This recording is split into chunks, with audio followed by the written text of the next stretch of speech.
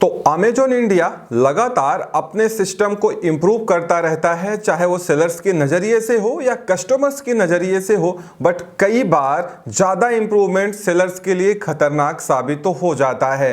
Amazon पिछले 2 सालों में लगातार अपनी कैटेगरी गाइडलाइंस को चेंज कर रहा है और खासकर जो इनकी इमेज गाइडलाइन है वो अब बहुत ज़्यादा स्ट्रिक्ट होती जा रही है।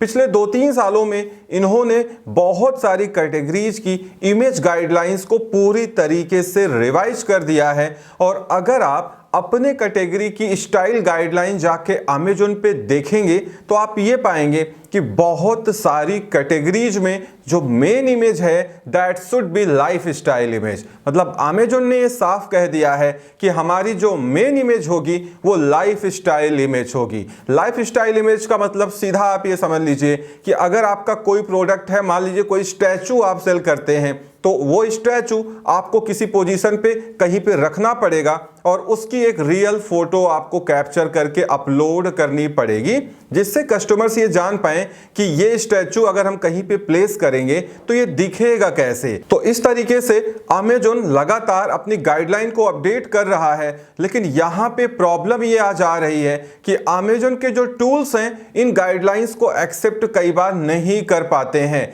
आप सबको मालूम होगा कि अमेजॉन की जो जर्नल इमेज गाइडलाइन है वो ये कहती है कि अमेजॉन पे जो आप इमेजेस अपलोड करेंगे वो वाइट बैकग्राउंड में होनी चाहिए। लेकिन रियल में जो उस कैटेगरी की स्टाइल गाइडलाइन है, अगर आप उसको जाके पढ़ेंगे तो बहुत कम ही ऐसी कैटेगरीज अमेजॉन पे रह गई हैं जिसमें ये लिखा हो कि मेन इमेज वाइट बैकग्राउंड में रहनी चाहिए। Otherwise most of the categories में अमेजॉन ने डिक्लेयर कर दिया है कि जो मेन इमेज है वो लाइफ स्टाइल इमेज ही होनी चाहिए, मींस एक कलरफुल रियल इमेज होनी चाहिए। हुआ क्या, पिछले कुछ महीनों से बहुत सारे अमेजॉन सेलर्स रिपोर्ट कर रहे हैं कि अमेजॉन उनकी लिस्टिंग्स को इंडेक्स सप्रेस कर दे रहा है। इंडेक्स सप्रेस का सीधा मतलब ये होता है कि आपकी लिस्टिंग सर्च सप्रेस कर दी जा रही है, क्योंकि इंडेक्स सप्रेशन सर्च सप्रेशन का ही एक फॉर्म होता है।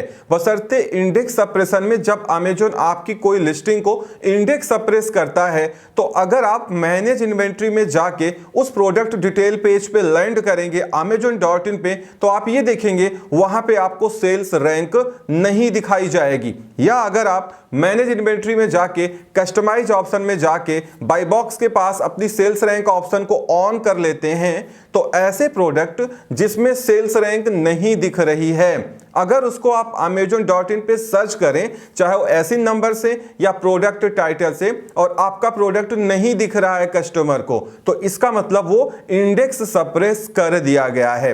प्रॉब्लम ये आ रही है कि कैटलॉग डिफेक्ट रिपोर्ट के थ्रू अमेजॉन अपने सेलर्स को हर वीक रिपोर्ट करता है कि आपकी कौन कौन सी इमेजेस या कौन कौन सी लिस्टिंग में क्या क्या प्रॉब्लम है। तो कस्टम रिपोर्ट में अगर आप जाके अमेजॉन सेलर सेंट्रल में देखेंगे तो आपको वीकली अगर आपकी कोई लिस्टिंग अमेजॉन आइडेंटिफाई करता है जिसमें कोई प्रॉब्लम है तो आपको रिपोर्ट भेजता है।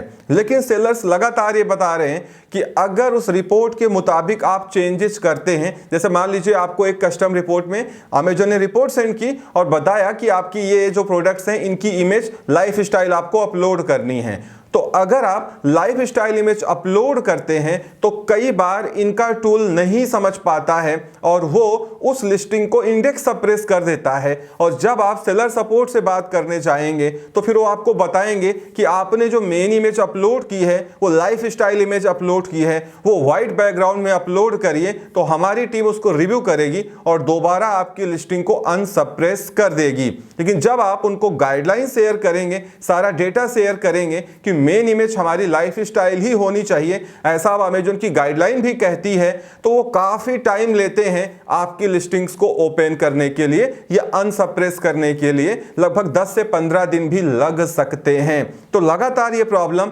अमेजॉन पे बढ़ती हुई जा रही है। सेलर्स लगातार रिपोर्ट कर रहे हैं कि उनकी बहुत सारी लिस्टिंग्स को अमेजॉन इंडेक्स सप्रेस कर दे रहा है। इंडेक्स सप्रेशन में सबसे बड़ा ड्रॉबैक ये है कि अगर आपकी कोई लिस्टिंग इंडेक्स सप्रेस है तो अगर आप अमेजॉन सेलर सेंट्रल में जाके सर्च सप्रेस रिपोर्ट देखेंगे तो आप ये पाएंगे वहां पे आपको 0 शो हो रहा होगा, वहां पे ये एंट्री जा ही नहीं रही है। मतलब कहने का यह है कि इंडेक्स सप्रेस होने के बाद आपको खुद कुछ पता नहीं चलेगा कि कौन सी लिस्टिंग आपकी सप्रेस हो गई है। आपको लगेगा कि यार मेरी सेल्स लो होती जा रही है, मेरा आइटम नहीं बिक रहा है। तो जब वो कस्टमर को दिखाया ही नहीं जा रहा है तो वो बिकेगा कैसे, सेल कैसे होगा। इसीलिए ये एक बहुत बड़ा हेडेक बन चुका है अमेजॉन इंडिया सेलर्स के लिए कि वो अपनी लिस्टिंग्स को मैन्युअली जाके चेक करें और सर्च करें वन बाय वन, और फिर देखें उनका कौन सा ASIN नंबर या कौन सा प्रोडक्ट सर्च में नहीं आ रहा है, फिर उसको सेलर सपोर्ट को बताएं और वो 10 से 15 दिन ले लेते हैं दोबारा से उसको